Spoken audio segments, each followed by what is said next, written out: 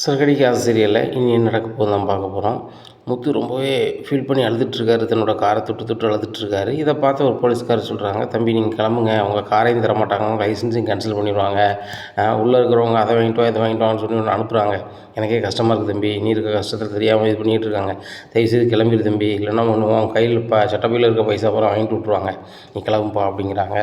உடனே என் காரை தொட்டு கொஞ்சம் அழுதுக்கிறேன் சார் அப்படிங்கிறாங்க. ஏன்பா அப்படி சொல்கிற அப்படிங்கிறாங்க. இல்லை சார், இனிமேல் என் காரை பார்க்க முடியுமா பார்க்க முடியாதுன்னு தெரியல. டிரைவர் தொழிலில் நான் வந்து ரொம்ப ஆசைப்பட்டு விரும்பி தான் அந்த தொழிலை பண்ணேன். இப்போ நான் இப்படி ஆயிடுச்சு. நான் என்றைக்குமே கார் ஓட்டும் போது வந்து சரக்கு அடிச்சதில்லை சார், ஏன் இப்படி ஆச்சு என்ன ஆச்சுன்னு எனக்கு தெரில அப்படிங்கிறாங்க. தம்பி இன்னுமா தெரியாமல் இருக்க, உன் பேரில் யாரோ வீடியோ எடுத்து போட்டிருக்காங்கப்பா, அதனால தான் அந்த பிரச்சனை அப்படிங்கிறாங்க. வீடியோ எடுத்து போட்டிருக்காங்களா அப்படிங்கிறாங்க. ஆமாம், வீடியோ எடுத்து போட்டிருக்காங்க, அதனால தான் வந்து நீ ஊரம் வச்சுருக்கேன்னு சொல்லிட்டு ஊரம் பரவிருச்சு. என்ன பரவணுன்னா யாராவது கம்ப்ளைண்ட் கொடுத்துருக்காங்க, அதனால தான் காரையும் விட மாட்டேங்காங்க, லைசன்ஸும் விட மாட்டேங்காங்க. யார் கம்ப்ளைண்ட் கொடுத்துருக்கான்னு பார்த்துக்கோன்னா பேசு அப்படிங்கிறாங்க. எனக்கு யாருன்னே தெரியலையே சார் அப்படிங்கிறாங்க. என்னாலையும் அதிகாரிட்ட கேட்டு தெரிஞ்சிக்க முடியல, ஏன்னா நான் சாதாரண பதவியில் இருக்கேன், அதனால் உனக்கு எப்படியாவது விசாரிக்க முடிஞ்சுன்னா விசாரித்து அந்த கம்ப்ளைண்ட் வாபஸ் வாங்கிட்டோன்னா வண்டி தந்துடுவாங்க, லைசன்ஸ் தந்துடுவாங்க, அதை என்ன செய்ப்பா அப்படிங்கிறாங்க. சரி சார், நான் என்ன செய்யணுன்னு தெரில அப்படின்னு சொல்லிட்டு ஸ்டேஷன் வாசலேருந்து ஒவ்வொரு அம்மா அழுதுட்டுருக்காரு. நம்மளுக்கு யாரை தெரியும், நம்ம பெரிய பெரிய ஆட்கள்லாம் நமக்கு தெரியாது அப்படின்னு சொல்லிட்டு ரொம்பவே ஃபீல் பண்ணி அழுதுட்டுருக்காங்க. இந்த சூழ்நிலையில் போலீஸ் ஸ்டேஷனை கிராஸ் பண்ணி வேலைக்கு போய்ட்டுருக்காங்க ஸ்ருதி. போக போக்கிலே பார்க்குறாரு, இவங்க முத்து அழுதுட்டுருக்காங்க. நேராக ஸ்டூடியோ வந்துடுறாங்க. ஸ்டூடியோவில் உட்காந்து பேசுகிறதுக்காக உட்காடுறாங்க. அவங்களுக்கு மனசே கேட்கல. முத்து அழுகிட்டு இருக்க அந்த சீனே தான் கண்ணில் வந்துகிட்டே இருக்குது. உடனே மனசு ஒரு மாதிரி ஆகுது. நம்மளை வந்து அந்த பைச்சுட்லேருந்து காப்பாற்றுனாங்க, நம்மகிட்ட வந்து ஏதாவது ஏட்டி கூட்டி பேசினாலும் கூட பாசமாக தான் இருந்திருக்காரு. அவரும் நம்ம வீட்டில் உள்ள ஒரு ஆள் தானே, வீட்டுக்காரோட அண்ணன், நம்ம அவருக்கு ஏதாவது உதவி செய்ய தான் செய்யணும் அப்படின்னு சொல்லிட்டு நேராக பைக் எடுத்துகிட்டு போலீஸ் ஸ்டேஷனுக்கு வாசலுக்கு வராங்க. வந்துட்டு நீங்கள் ஏன் இங்கே அழுதுட்ருக்கீங்க அப்படிங்கிறாங்க. ஒன்றும் இல்லை, நீ போம்மா, நீ எதுக்கு இங்கே ஸ்டேஷன் வாசலில் நிற்கிற, நீ வேணா போம்மா அப்படிங்கிறாங்க. இல்லை நான் போகிறது இருக்கட்டும், நீங்கள் எதுக்கு அழுதுட்ருக்கீங்க அப்படிங்கிறாங்க. இல்லை ஆசையாக நான் வந்து டிரைவர் தொழிலெலாம் படித்தோம்மா, இன்றைக்கி அந்த தொழில் இருக்க போய் தான் வந்து என் பொண்டாட்டியை காப்பாற்ற முடிஞ்சிச்சு, குடும்பத்துக்கு செலவு கொடுக்க முடிஞ்சிச்சு, தன்னம்பிக்கையாக இருக்க முடிஞ்சிச்சு. எனக்கு இந்த தொழிலே போயிடும் போல், லைசன்ஸை கேன்சல் பண்ணிடுன்னு சொல்கிறாங்க. அது போக மீனா முறையாக அவனுக்கு தெரியும், முறையாக கஷ்டப்பட்டு உழைச்சதில் கிடைச்ச பணத்தில் எனக்கு கார் வாங்கி தந்தான். இப்போ அந்த காரும் போயிடுச்சு. அப்பாவே என்னை தப்பாக நினச்சிட்டாங்க, நான் உண்மையிலே குடிக்கல சுருதி அப்படிங்கிறாங்க. இல்லை நீங்கள் குடிச்சிருப்பீங்க அப்படிங்கிறாங்க. உண்மையிலே நான் குடிக்கல சுருதி அப்படிங்கிறாங்க. அப்படி உண்மையாக தான் சொல்கிறீங்களா? அப்போ குடிக்கலன்னா ஏன் வந்து இது செய்கிறாங்க, உங்களுக்கு ஏதெல்லாம் வேண்டாதவங்க சொல்லுங்கள் அப்படிங்கிறாங்க. எனக்கு தெரியலையே சுருதி, நான் வாய்க்கு வந்ததை பேசியிருப்பேன், எனக்கு தப்புன்னு பட்டுச்சுன்னா அதை சொல்லியிருப்பேன், அதனால் எத்தனை பேர் பகையானாங்க என்ன வரான்னு எனக்கு தெரில அப்படிங்கிறாங்க. ஒன்றும் இல்லை, அது யார் ஆன்லைனில் போட்டான்னு கண்டுபிடிச்சிடலாம், அது பெரிய விஷயம் இல்லை, அவங்களோட நம்ம பார்த்து பேசுவோம். யார் கம்ப்ளைண்ட் கொடுத்துருக்காங்க மேலே அப்படிங்கிறது தெரிலம்மா, யாரோ கம்ப்ளைண்ட் கொடுத்துருக்காங்களா, அது வந்துட்டு தெரியல அப்படிங்கிறாங்க. உடனே ஸ்டேஷனுக்குள்ளே போகிறாங்க. அம்மா வேண்டாம் அப்படிங்கிறாங்க. இல்லை நான் பேசிக்கிறேன், ஹையர் ஆஃபீஸரில் எனக்கு தெரிஞ்சவங்க இருக்கிறாங்க, நான் அப்படி தேவைப்பட பேசிக்கிறேன், நீங்கள் அமைதியாக இருங்க அப்படிங்கிறாங்க. நேராக ஸ்டேஷனுக்குள்ளே போகிறாங்க. சார் நான் ஸ்ருதி அப்படிங்கிறாங்க. ஸ்ருதினா யாருமா அப்படிங்கிறாங்க. நான் வந்துட்டு ரவி அவங்களுடைய ஒய்ஃப்னா அப்படிங்கிறாங்க. ரவினா யார் அப்படிங்கிறாங்க. என்னோடய ஹஸ்பண்டுங்க, நான் வாசலில் இருக்கார்ல முத்து, அவர் வந்து எங்களுடைய புருஷனோட அண்ணன் அப்படிங்கிறாங்க. ஓ இவனுக்காக வந்திருக்கியா, என்னம்மா அவனே ஒரு பெரிய குடிகாரன், அவனுக்காக நீ சப்போர்ட் பண்ண வந்திருக்கியா அப்படிங்கிறாங்க. அவரை குடிகாரன்னு சொல்ல நீங்கள் யார் அப்படிங்கிறாங்க. ஏம்மா ஊர் உலகமே சொல்லுது, வீடியோ பார்த்தல அப்படிங்கிறாங்க. ஏங்க வீடியோ யாருனாலும் எடுத்து போடலாம், நல்லதையும் லைக் பண்ணுவாங்க, கெட்டதையும் லைக் பண்ணுவாங்க, டைம் பாஸ் ஆகலைன்னா ஷேரும் பண்ணுவாங்க, இதுக்கு நீங்கள் நடவடிக்கை எடுப்பீங்களா அப்படிங்கிறாங்க. ஏம்மா இப்போ பரபரப்பாகிறதுக்கு என்ன வீடியோனாலும் போடுவாங்க வைக்காங்க, அந்த மாதிரி காலம் ஆயிடுச்சு, நாங்கள் அதுக்கெலாம் நடவடிக்கை எடுக்கலாமா, ஒரு கம்ப்ளைண்ட் வந்திருக்கு, அது சம்மந்தமாக விசாரிக்கிறதுக்கு தாம்மா அவனுடைய ஆவணங்கள்லாம் வாங்கி வச்சுருக்கோம் அப்படிங்கிறாங்க. யார் கம்ப்ளைண்ட் கொடுத்தா வச்சா அப்படிங்கிறாங்க. அதெல்லாம் உங்களுக்கு சொல்லணும்னு அவசியம் இல்லை, வைக்கலை அப்படிங்கிறாங்க. நாங்கள் கேட்டால் எங்களுக்கு பதில் சொல்லணும்ல. ஏம்மா நான் சாதாரண அதிகாரி, ஏன்னா நான் எஸ்ஐவாக இருக்கேன், எனக்கு மேலதிகாரிகள் நிறைய இருக்காங்க, அவங்க சொன்னால் தான் நான் சொல்ல முடியும் வைக்க முடியும் அப்படிங்கிறாங்க. அப்படியா, உங்கள் மேலதிகாரி நான் பேசுகிறேன் அப்படின்னு சொல்லிட்டு ஸ்டேஷன் வாசல்லேருந்தே ஃபோன் அடிக்கிறாங்க. உயரதிகாரிக்கு ஃபோன் அடித்து, சார் இந்த மாதிரி எங்கள் புருஷனோட அண்ணனை வந்து போலீஸில் வந்து எல்லாத்தையும் ஆவணத்தை பூரா வாங்கி வச்சுருக்காங்க, அது போக அவர் காரும் ஸ்டேஷன் இருக்குது, அது என்ன விவரம்னே சொல்ல மாட்றாங்க சார் அப்படிங்கிறாங்க. சரிம்மா நான் ஒரு நிமிஷம் நான் என்னென்னு கேட்குறேன் அப்படின்னு சொல்லிட்டு அவங்க கேட்குறாங்க. நான் கேட்டுட்டு சுற்றிட்டு சொல்கிறாங்க. சுற்றி இந்த மாதிரி உங்கள் வீட்டுக்காரோட அண்ணன் வந்து சரக்கு டிஸ்ட்ரிக் கார் ஓட்டினாரா, அந்த வீடியோ வைரல் ஆனோன்னா ஒரு கம்ப்ளைண்ட் வந்திருக்கு அப்படிங்கிறாங்க. அந்த கம்ப்ளைண்ட் யார் கொடுத்துருக்காங்க அப்படிங்கிறாங்க. என்ன சுற்றி தெரியாத மாதிரி பேசுகிறவங்க உங்கள் அப்பா தான் கொடுத்துருக்காங்க அப்படிங்கிறாங்க. எங்கள் அப்பா கொடுத்துருக்காங்க அப்படிங்கிறாங்க. ஆமாம், ஒரு அடி தான் கொடுத்துருக்காங்க அப்படிங்கிறாங்க. உடனே சரியான கோபமாகுது ஸ்ருதிக்கு. ஸ்ருதி நேராக அவங்க அப்பாவுக்கு ஃபோன் அடிக்கிறாங்க. அச்சா நீங்களாம் மனுஷனா அப்படிங்கிறாங்க. என்ன ஸ்ருதி இப்படி பேசுகிற அப்படிங்கிறாங்க. பிறகு நான் ஒரு வீட்டில் வாழ்கிறேன், அந்த வீட்டில் வாழக்கூடிய ஒரு நபரை வந்து நீங்கள் வந்து கம்ப்ளைண்ட் கொடுப்பீங்க, அவங்க ஆவணத்தெல்லாம் வாங்கி வச்சுருக்காங்க, அவங்க காரெல்லாம் வாங்கி வச்சுருக்காங்க, இதே நீங்கள் செய்கிறீங்க அப்படிங்கிறாங்க. குடிச்சிட்டு வண்டி ஓட்டினா யாராக இருந்தாலும் செய்யலாம், நான் செஞ்சேன் அப்படிங்கிறாங்க. நீங்கள் செய்த காரணம் அது கிடையாது, உங்கள் பகையை தீர்க்கிறதுக்காக பண்ணியிருக்கீங்க, இது சரியே கிடையாது அப்படிங்கிறாங்க. உடனே அவங்க சொல்கிறாங்க, இந்த மாதிரி என்ன வந்து சபையில் வந்து கை நீட்டினா அப்போ நான் வந்து கம்ப்ளைண்ட் பண்ணியிருந்தோம்னா எனக்கு அசிங்கம், அதனால் வந்துட்டு எனக்கு இது ஒரு வாய்ப்பு கிடச்சிச்சு, எனக்கு தெரிஞ்ச ஆஃபீஸரை வச்சு எனக்கு என்ன ஒரு செலவுக்கு தரணுமோ தாரேன், லஞ்சம் தரணுமோ தாரேன், நீங்கள் வந்துட்டு அதை செய்யுங்கன்னா செஞ்சுட்டாங்க அப்படிங்கிறாங்க. உடனே என்ன பேசுகிறீங்க, உங்கள் பகைக்கு இதை செய்வீங்களா, அவங்க வாழ்க்கையே போகுது வைக்குது அப்படி இப்படின்னு பேசிகிட்டு இருக்காங்க. உண்மை மட்டும் முத்துக்கு தெரிஞ்சால் என்ன வந்து தெரியுமில்ல அப்படிங்கிறாங்க. என்ன செய்வான், வீட்டுக்கு வந்து பிரச்சனை பண்ணுவான், அதனால் பிரச்சனை பண்ணதுக்கு முன்னாடி அதையும் ஒரு கேஸாக போட்டு 2 கேஸில் வெளியேற முடியாத மாதிரி ரிமாண்ட் பண்ணி விட சொல்லுவான். அதுக்கும் எனக்கு போலீஸ் ஆஃபீஸுக்கு தெரியும், அப்போ அது பண்ண செலவு பண்ணிட்டு போகிறேன் அப்படிங்கிறாங்க. அச்சா உங்களுக்கு இவ்வளோ விவரம் இருந்தால் உங்களுக்கு பிறந்த எனக்கு எவ்வளோ விவரம் இருக்கும், நீங்கள் பேசுனது எல்லாமே என்கிட்ட வந்து ஆடியோவாக ரெக்கார்ட் ஆகிருக்கு. ஏன்னா இப்போ நான் வந்து ஸ்டேஷனில் கம்ப்ளைண்ட் பண்ணால் யார் மேலே வழக்கு போடுவாங்கன்னு உங்களுக்கு தெரியும், யாரை ரிலீஃப் பண்ணுவாங்கன்னு உங்களுக்கு தெரியும், எனக்கு இதுக்கு 5 நிமிஷம் ஆகாது, ஆனால் நீங்கள் எனக்கு பெற்ற தாப்பேன், இந்த கம்ப்ளைண்ட் நீங்கள் வாபஸ் வாங்கணும் அப்படிங்கிறாங்க. வாபஸ் வாங்க முடியாது, வைக்க முடியாது அப்படிங்கிறாங்க. வாங்க முடியாதுன்னா எனக்கு வேறு வழி தெரியல, நீங்களாம் என்னுடைய கல்யாணம் முடிஞ்ச குடும்பம்னா என் கல்யாணம் முடிஞ்ச குடும்பத்தில் உள்ள உறுப்பினர் தானே முக்கியம், அந்த மீனாவும் முத்து எனக்கு பல வகையில் ஆதரவாக இருந்திருக்காங்க, பாதுகாப்பாக இருந்திருக்காங்க, அவங்கள விட்டு கொடுக்க முடியாது அப்படிங்கிறாங்க. உடனே ஸ்ருதியோட அப்பா சொல்கிறாங்க, என்ன அடித்தவன் என்ன கை நீட்டினவன் வந்து உனக்கு பெருசாக தெரியுது, அப்பா உனக்கு பெருசாக தெரியல அப்படிங்கிறாங்க. எப்பா நீங்கள் எனக்கு பெருசு தான், அம்மா எனக்கு பெருசு தான், மாற்றிக்கிறது இல்லை, ஆனால் அடுத்தவங்களும் முக்கியமானவங்க எனக்கு இருப்பாங்க, அதை நீங்கள் புரிஞ்சுக்கணும். இவரை வந்து இந்த நிமிஷத்தில் வந்து நீங்கள் வந்து பெட்டிஷன் கொடுக்க வேண்டிய அவசியமே இல்லை, நாளைக்கு இந்த விஷயம் வெளியே தெரியும் போது உங்களுக்கும் எனக்கும் வருத்தம் வரும்னு நீங்கள் கொஞ்சம் கூட சிந்திக்கலையா அப்படிங்கிறாங்க. அவனே ஒரு ரவுடி பைய, அவனுக்கு அவன் ஏன் சப்போர்ட் பண்ணிகிட்டு இருக்க அப்படிங்கிறாங்க. ரவுடி பைய அப்படி இப்படிலாம் பேசிகிட்டு இருக்காதீங்க, அவருக்கு மனசில் பட்டதை பேசுவார், என் கூட 2 3 வருத்தத்தை சம்பாதிச்சிருக்காரு, அதுக்காக உங்களை அடித்தது நியாயம்னு நான் சொல்லவே வரல எப்போவுமே, ஆனால் தப்பு தான், ஆனால் வந்து நீங்கள் பேசின வார்த்தையும் தப்பு தானாச்சா, அதை நீங்கள் நினைக்கவே மாட்டுறீங்க. மீனாவை அப்படி பேசலாமா, மீனா அப்படிப்பட்டவங்களா, நீங்கள் அப்படி பேசிவிட்டு உங்களை கை நீட்டாங்க வச்சுட்டாங்கன்னு சொல்லி இன்னும் அந்த கோவத்தில் இருக்கீங்களே, பேசாமல் வந்து கம்ப்ளைண்ட் வாபஸ் வாங்க அப்படிங்கிறாங்க. ஸ்ருதி எனக்கு பிறந்தால் உனக்கே இவ்வளோ வீம்பு இருந்தால் ஒன்றும் இப்போ சாப்பா எனக்கு எவ்வளோ வீம்பு இருக்கும், வாபஸ் வாங்க முடியாது, உங்கள் மச்சான் ஆனாவா வாய்ப்பை பார்க்க சொல்லு அப்படிங்கிறாங்க. நேராக ஸ்டேஷனில் போய் பேசுகிறாங்க. சார் இந்த மாதிரி இவர் மேலே எந்த தப்புமே இல்லை, வைக்கல அப்படிங்கிறாங்க. ஏம்மா தப்பே இல்லைன்னா எப்படிம்மா நீங்கள் நிரூபிப்பீங்க அப்படிங்கிறாங்க. ஏன் நிரூபிக்க முடியாது, ஆல்கஹால் டெஸ்ட் எடுத்தால் தெரிஞ்சு விட்டு போகுது, 48 மணி நேரத்துக்கு ஒரு ஆல்கஹால் இருக்கும்ல ஒருத்தன் உடம்புல, இப்போ வந்து அவர் மெடிக்கல் ரிப்போர்ட்டோடு வரோம், மெடிக்கல் ரிப்போர்ட்டோடு வந்தால் நீங்கள் வெளில அனுப்பி தானே ஆகணும் அப்படிங்கிறாங்க. உடனேம்மா நீ பெரிய பெரிய அதிகாரிகிட்ட தான்மா பேசணும், நான் சாதாரண அதிகாரிம்மா அப்படிங்கிறாங்க. உடனே அதே உயர் அதிகாரிக்கு ஃபோன் அடிக்கிறாங்க. இந்த மாதிரி அவர் வந்து சரக்கு அடித்தார் வச்சாருன்னு சொல்லிட்டு ஸ்டேஷனில் நிப்பாட்டியிருக்காங்க, எல்லாத்துக்கும் கரெக்டு தான், கொடுத்த கம்ப்ளைண்ட் வந்து பகைக்கு தான் கொடுத்துருக்காரு, எங்கள் அப்பா தான் கொடுத்துருக்காரு, நான் பேசிட்டேன், அவர்கிட்ட பேசின ரெக்கார்டு கூட இருக்குது அப்படிங்கிறாங்க. என்ன சுற்றி சொல்கிறேன், உங்கள் அப்பாவுக்கு எதிராக நீ இறங்க போறியா அப்படிங்கிறாங்க. எனக்கு வேறு வழி தெரியலை, என் வீட்டுக்காரோட அண்ணனை வந்து நான் காப்பாற்றணும், அவருடைய வாழ்வாதாரமே இந்த காரும் அவர் டிரைவர் தொழில் தான், இதையும் விட்டுட்டா எப்படி இருக்க முடியும், எங்கள் அப்பா வந்து பகைக்காக இப்படி செய்கிறாங்க, இந்த இமெயில் ஐடியில் இந்த ஐடியில் போட்டவங்க கூட எங்கள் அப்பா சொல்லி தான் போட்டிருப்பாங்க அப்படிங்கிற. என்னம்மா சொல்கிற அப்படிங்கிறாங்க. அவங்களுக்கு இந்த ஆடியோ அனுப்புகிறேன், எங்கள் அப்பா என்கிட்ட பேசுனதை அதை அவங்களுக்கு அனுப்புகிறேன் அப்படின்னு சொல்லிட்டு அவங்களுக்கு அனுப்புகிறாங்க. இதை பார்த்துட்டு அவர் ரொம்பவே ஷாக்காக, யார் வாசுதேவன் அப்படி பண்ணியிருக்காரு, உங்கள் அப்பா அப்படி பண்ணியிருக்காங்க அப்படிங்கிறாங்க. அவர் தான் அப்படி பண்ணியிருக்காரு, அவரை வந்து சபையில் வந்து முத்து வந்து அசிங்கப்படுத்தாருன்னு சொல்லிட்டு இங்கே அவர் வாழ்வாதாரத்தை கெடுக்காங்க, இது எந்த விதத்தில் நியாயம், மனுஷனை வந்து வேறு வகையில் பண்ணலாம், வாழ்வாதாரத்தையே பாதிக்கப்படுற மாதிரி செஞ்சால் எப்படி அப்படின்னு கேட்குறாங்க. ஆமாம்மா நீ சொல்லுறதுலாம் சரியாக தான் இருக்குது, இந்த கம்ப்ளைண்ட் வேணால் கொடுத்துக்கணும், அப்பா மேலே வேணால் வழக்கப்படலாம், ஆனால் வந்துட்டு முத்து தப்பிக்கிறதுக்கு ஏதாவது வழி வேணும்லாமா அப்படிங்கிறாங்க. நான் இப்போ மெடிக்கல் ரிப்போர்ட்டோடு வரேன் அப்படின்னு சொல்லிட்டு பைக்கில் ஏறுங்க அப்படிங்கிறாங்க. எங்கம்மா அப்படிங்கிறாங்க. ஏறுங்க முதல்ல அப்படிங்கிறாங்க. பைக்கில் எடுத்து நேராக போகிறாங்க. தெரிஞ்ச டாக்டர்கிட்ட போகிறாங்க. டாக்டர் வந்து நீங்கள் இவர் வந்து குடிச்சிருக்காரா குடிக்கலையான்னு சொல்லிட்டு மெடிக்கல் ரிப்போர்ட் எடுக்கணும் அப்படிங்கிறாங்க. மெடிக்கல் ரிப்போர்ட் எடுத்தால் எவ்வளோ நாள் காட்டுவோம் அப்படிங்கிறாங்க. 48 மணி நேரத்துக்கு காமிக்குமா அப்படிங்கிறாங்க. சரி வாங்க அப்படின்னு சொல்லிட்டு மெடிக்கல் ரிப்போர்ட் பார்க்குறாங்க. அதில் ஆல்கஹால் இல்லை. இதை பார்த்தோன்னே ரொம்பவே சந்தோஷமாக இருக்குது ஸ்ருதிக்கு. கவலைப்படாதீங்க, உங்கள் காரும் லைசன்ஸும் உடனே கிடச்சிரும், கவலைப்படாதீங்க அப்படிங்கிறாங்க. உண்மையாம்மா அப்படிங்கிறாங்க. 100% கிடச்சிரும். இதுக்கு இந்த சுருதி கேரண்டி. சரியா? உங்கள் மேலே கம்ப்ளைண்ட் பண்ணது வேறு யாரும் இல்லை, எங்கள் அப்பா தான் பண்ணியிருக்காரு, லூசு மாதிரி பண்ணிட்டாரு, அவரை நான் சத்தம் போட்டேன், அவருக்கு எதிராக இறங்குவங்க நான் தயாராகிட்டேன், அவர் பேசின ரெக்கார்டு இருக்குது, அதை வேணால் ஸ்டேஷனில் கொடுத்து நான் எல்லாம் வாங்கிடுனாலும் வாங்கிடுவேன் அப்படிங்கிறாங்க. வேண்டாம்மா, என்னால் உங்கள் அப்பாட்ட உனக்கு வருத்த வேண்டாம், நான் வந்து 3ஆவது மனுஷன், உங்கள் அப்பா எனக்கு என்றைக்கு வேணுமா அப்படிங்கிறாங்க. இல்லை உங்கள் பெருந்தன்மைலாம் எங்கள் அப்பாட்ட இல்லை, ஏன்னா நீங்கள் வந்து கோவக்காரராக இருந்தாலும் உங்கள்கிட்ட பெருந்தன்மை இருக்குது, நான் ரவிட்ட கூட இந்த விஷயத்த சொல்லலை அப்படிங்கிறாங்க. ஏம்மா அப்படிங்கிறாங்க. இல்லை எனக்கு வந்து உங்கள் மனசில் நீங்கள் வந்து இப்படி அழுதுட்டு இருக்கிறத பார்த்தோன்னே என் மனசு கேட்கல, அதான் வந்துட்டேன், அந்த மெடிக்கல் ரிப்போர்ட்டே போதும் அப்படின்னு சொல்லிட்டு நேராக மெடிக்கல் ரிப்போர்ட்டை அந்த உயர் அதிகாரிக்கு அனுப்புகிறாங்க. ஸ்டேஷனுக்கும் போகிறாங்க. உடனே அந்த உயர் அதிகாரி ஸ்டேஷனில் உள்ள அதிகாரிகிட்ட பேசிடுறாங்க.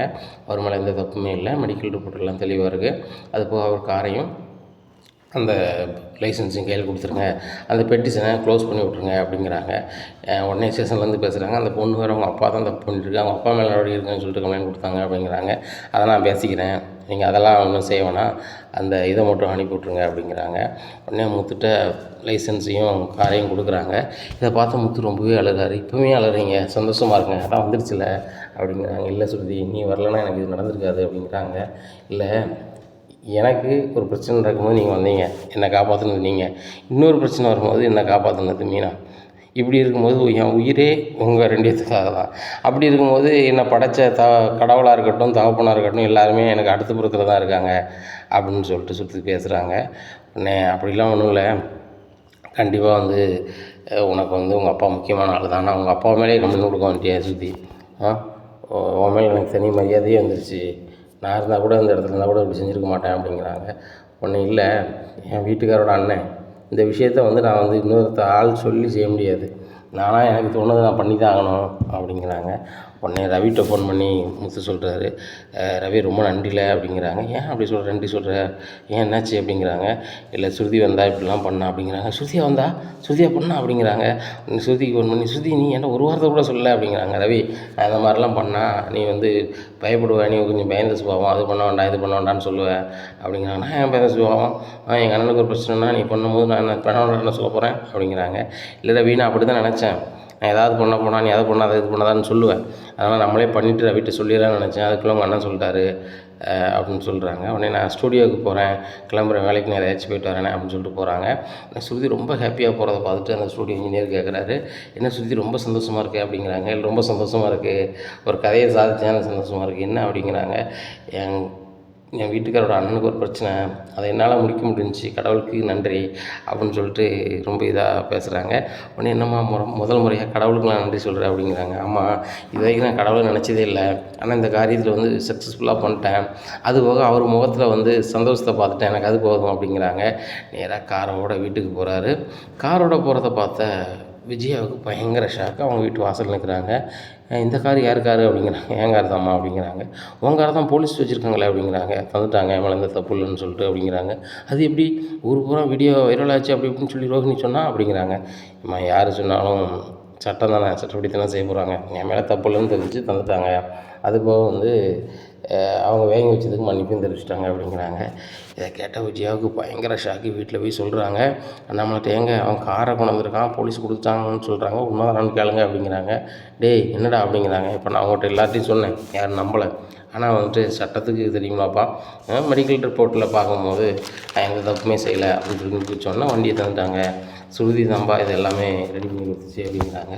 இதை கேட்டால் விஜயாவுக்கு பயங்கரமான ஷாக்கு. ரோஹிணிக்கு அதை விட ஷாக்காக இருக்குது. இந்த சுருதி பண்ணி கொடுத்துச்சா அப்படின்னு சொல்லிட்டு, சுருதி பொண்ணு எப்படிப்பா பண்ணிச்சு அப்படின்னு சொல்லிட்டு நம்மளை கேட்குறாங்க. இல்லைப்பா, நான் ஸ்டேஷன் வளர்ச்சல ரொம்ப ஃபீல் பண்ணிகிட்டு இருந்தேன், அந்த பொண்ணு வேலைக்கு கிராஸ் பண்ணி போகும்போது பார்த்துருக்கும் போல், அதுவாக மனசு கேட்காம வந்து ஏன் அப்படி இருக்கீங்கன்னு கேட்டுச்சு. இந்த மாதிரி வந்து வண்டியை பிடிங்கி வச்சிட்டாங்களாம்மா, லைசன்ஸையும் கேன்சல் பண்ணிடணும்னு சொல்கிறாங்க, எனக்கு என்ன செய்யணே தெரிலம்மா அப்படின்னு சொன்னேன். இன்னொன்று ஸ்டேஷனில் வந்து பேசிச்சு, அவர் எந்த தப்பும் செய்யாத போது நீங்கள் ஏன் அப்படி பண்ணுறீங்க போனீங்கன்னு சொல்லிச்சு. நாங்கள் விட முடியாது, வைக்க முடியாது, உயரதிகாரி தான் பேசணுன்னா அதுக்கு யாருக்கோ உயரதிகாரி தெரியும் போல், அதனால் அவங்ககிட்ட பேசி எல்லாமே ரெடி பண்ணிச்சு. அப்புறம் அவங்க என்ன சொல்லிட்டாங்க, ஃபைனலாக மெடிக்கல் ரிப்போர்ட் எடுத்துட்டு அவர் வந்து ஒரு தப்பும் செய்யலைன்னா விட்டுருவோம் அப்படின்னாங்க. அவங்க செக் பண்ணி பார்த்து 48 மணி நேரத்தில் உடம்புல ஆல்கஹால் எதுவும் இல்லை அப்படின்னு சொல்லி இந்த சர்டிஃபிகேட்டை கொடுத்தாங்க. இந்த சர்டிஃபிகேட்டோட ஸ்டேஷனுக்கு போனோம். கொடுத்த கம்ப்ளைண்ட்டையும் க்ளோஸ் பண்ணிவிட்டு என்னுடைய வண்டி டாக்குமெண்ட்டாக இருக்கட்டும், லைசன்ஸாக இருக்கட்டும், என்னுடைய கார் சாவியாக இருக்கட்டும், எல்லாத்தையுமே தந்துட்டாங்க. அதுபோக சாரி தம்பி உங்கள் நேரத்தை வீணாக்கிட்டோம் அப்படின்னாங்க. இல்லை சார், நேரத்தை வீணாக்கிறதுக்கு நான் பெரிய ஆள்லாம் கிடையாது சார், என் உயிரான என் வண்டியையும் லைசன்ஸும் தந்தீங்க, அது போதும் சார் அப்படின்னு சொல்லிட்டு வந்துட்டேன். அவங்க சொன்னது, நீங்கள் எனக்கு உங்களுக்கு நன்றி சொல்லாதுங்க, அது சுருதி பொண்ணுக்கு நன்றி சொல்லுங்கள். அது கொஞ்சம் வயசு பொண்ணாக இருந்தாலும் உங்களுடைய நல்லனுக்காக அந்த பிள்ளை அவ்வளவு அக்கறை எடுத்து பண்ணியிருக்கு அப்படிங்கிறாங்க. ஆமாம் சார், அது என் தம்பி பொண்டாட்டி தான். நான் கூட அந்த பொண்ணுகிட்ட வந்து ஏட்டி கூட்டி பண்ணியிருக்கேன். நான் அந்த பொண்ணு எனக்கு நன்மை செஞ்சுருக்கு சார் அப்படிங்கிறாங்க. உடனே இதை கேட்ட நம்மளுக்கு பயங்கர சந்தோஷம். சுருதி பொண்ணை பார்த்தியா, நம்ம பிரச்சனைக்காக அவன் அப்பாவே துணிக்க தயாராகிட்டா அப்படிங்கிறாங்க. உடனே விஜயா சொல்கிறாங்க, ஏங்க இவனுக்கு அவங்க அப்பாவை பார்த்தா நாளைக்கு நல்லது கெட்டது எப்படிங்க செய்வார், அது போக அவர் சொத்தை எப்படிங்க கொடுப்பாரு அப்படிங்கிறாங்க. வேறடா தேவையில்லாமல் பேசிகிட்டு இருப்பா, விஜயா கொஞ்சம் அமைதியார் அப்படிங்கிறாங்க. உடனே பார்த்தீங்களாப்பா, இந்த நேரத்தில் கூட அம்மாவுக்கு வந்து பணம்னு தான் பெருசாக தெரியுது அப்படிங்கிறாங்க. உடனே முத்துட்டு சொல்கிறாரு அண்ணாமலை, என்னை மன்னிச்சிக்கடா, கோவத்தில் நான் கூட கை நீட்டேன். நீ தான் கோவப்படுதான்னு சொல்லிட்டு எல்லோரும் சொல்லுவாங்க, நானும் கூட சொல்லுவேன். நான் கோவப்பட்டுறக்கூடாது அப்படிங்கிறாங்க. இல்லைப்பா, நீங்களும் அடித்து ரொம்ப நாள் ஆச்சுலப்பா, சின்ன வயசில் கூட அடித்ததில்லை, அது எனக்கு ஒரு சந்தோஷமாக தான் இருந்துச்சு. நீங்கள் அடித்தது எனக்கு அடித்ததாக தெரில, என்ன அப்பா கூட நம்மளை நம்பலையே அப்படின்னு சொல்லிட்டு தான் மனசு வலியாக இருந்துச்சு அப்படிங்கிறாங்க. உடனே மீனா வராங்க, ரொம்ப சந்தோஷமாக இருக்குங்க, அது சுருதிக்காங்க நன்றி சொல்லணும் அப்படிங்கிறாங்க. உடனே சுருதிக்கு நன்றி சொல்லணுமா, நம்ம வீட்டு பிள்ளை தானே, வந்தோடனே நம்ம சொல்லுவோம் அப்படிங்கிறாங்க. இல்லைங்க, ஸ்டூடியோவில் போய் சொல்லணும்னு தோணுதுங்க அப்படிங்கிறாங்க. சரி வா காரில் போவோம் அப்படிங்கிறாங்க. இல்லைங்க, என் ஸ்கூட்டியில் போய் சொல்லிட்டு வரேன் அப்படின்னு சொல்லிட்டு நேராக பைக் எடுத்து மீனா போகிறாங்க. போனோடனே சுருதி எங்கே பேசிகிட்டு இருக்காங்க. அப்போது ஆடியோ இன்ஜினியர் சொல்கிறாங்க, ஒன்று பார்க்க மீனான ஒரு பொண்ணு அன்றைக்கி வந்துச்சுல, ஏற்கனவே இப்போ ரெக்கார்டிங் பேசியிருக்கீங்களா, அந்த பொண்ணு வந்திருக்கு அப்படிங்கிறாங்க. மீனா வந்திருக்காங்களா, சார் ஒரு நிமிஷம் அப்படின்னு சொல்லிட்டு, என்ன மீனா இங்கே வந்திருக்கீங்க அப்படிங்கிறாங்க. ரொம்ப நன்றி சுருதி அப்படின்னு சொல்லிட்டு கையை பிடிச்சிட்டு அழுறாங்க. ஏன் மீனா அழுறீங்க அப்படிங்கிறாங்க. இல்லை, என் புருஷன் உயிராக நினைக்கிறது அந்த டிரைவர் தொழிலையும் அந்த காரையும் தான், அதை நீங்கள் மீட்டு கொடுத்தீங்க, எனக்கு வந்து ரொம்ப நன்றி தெரிவிக்கணும்னு தோணுச்சு. வீட்டில் வந்து என் வீட்டுக்காரர் சொன்னார், நீங்கள் வருது வரைக்கும் என்னால் என்னுடைய உணர்ச்சிகளை அடக்க முடியல, அதனால தான் வந்தேன், ரொம்ப நன்றி சுருதி அப்படின்னு சொல்லிட்டு காலில் விழ போகிறாங்க. காலில் விழாதீங்க மீனா, எனக்கும் உங்களுக்கும் ஒரே வயசாக இருக்கும், இல்லைன்னா என்னோட நீங்கள் 6 மாதத்துக்காக மூத்திருப்பீங்க, நீ எனக்கு அக்கா, அதனால் நீங்கள் அதை செய்யக்கூடாது. சரி அழாதீங்க, இதுக்கு அழதுக்கு எனக்கு சந்தோஷமாக தானே இருக்கணும், நான் ஈவினிங் வந்து கேக் வாங்கிட்டு வரேன், இது சந்தோஷமாக கொண்டாடிடும் அப்படின்ட்டு சொல்லிகிட்டு இருக்காங்க. உடனே அண்ணாமலை இங்கே வீட்டில் பேசிகிட்டு இருக்காங்க. சரி நான் போய்ட்டு வரேன் அப்படின்னு சொல்லிட்டு இங்கே மீனா கிளம்பி வந்துடுறாங்க. அண்ணாமலை வீட்டில் சொல்லிகிட்டு இருக்காங்க, இந்த மாதிரி சம்பவம் நடந்துட்டு இதை மாற்றுறதுக்கு என்ன செய்யணும்னு அதுக்கு தான் யோசிக்கணும், ஏன்னா தொழிலை பார்க்கணும்ல அப்படின்னுட்டு இருக்காங்க. அதையுமே சுருதி பொண்ணு சொல்லிச்சுப்பா, அந்த பொண்ணு வந்து இந்த ஐடியிலே யாருன்னு கண்டுபிடிச்சிருமா அப்படிங்கிறாங்க. உடனே ரோஹிணிக்கு பயங்கர இதை எப்படியாவது தடுத்தாகணும், யாருன்னு தெரிஞ்சாங்க அப்படின்னா அவன்கிட்ட போய் பிரச்சனை பண்ணிகிட்டு இருப்பான்.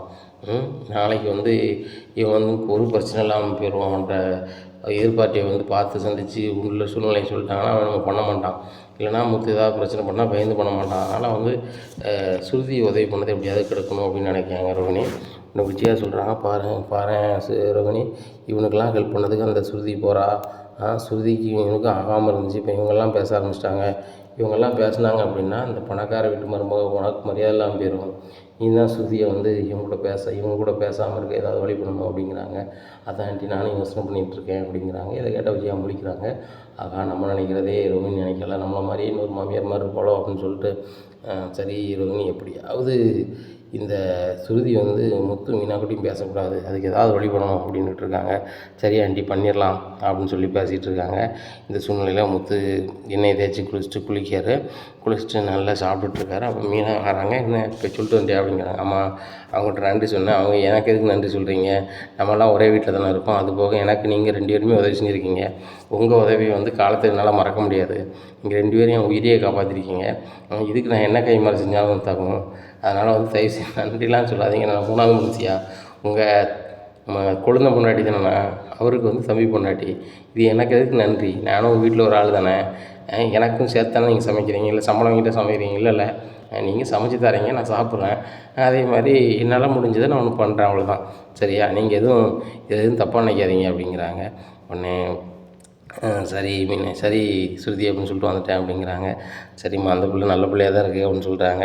ஆமாங்க, நீங்கள் ஒரு வாட்டி கூட போலீஸ் உங்களை பிடிச்சிட்டு போகும்போது கூட சுருதி தான் ஹெல்ப் பண்ணாங்க அப்படிங்கிறாங்க. என்ன சொல்கிற அப்படிங்கிறாங்க. ஆமாம், அந்த பொண்ணு தான் ஹெல்ப் பண்ணாங்க, அப்போ வந்து ரவியை லவ் பண்ணிகிட்டு இருந்தாங்க, அந்த விஷயம் எனக்கு தெரியாது, அப்போ வந்து சுருதி வந்து போலீஸ் அதிகாரிலாம் தெரியும்னு சொல்லி ரவி தான் வந்து அறிமுகப்படுத்தினான், அதனால் பேசி தான் வெளியே கொண்டு வந்தோம் அப்படிங்கிறாங்க. அப்படியா, அந்த பொண்ணு ஏற்கனவே என்னையும் ஸ்டேஷன் வந்து கொண்டு வந்திருக்கேனே, எனக்கு இந்த விஷயமே தெரியாது, நீ சொல்லவே இல்லையே அப்படிங்கிறாங்க.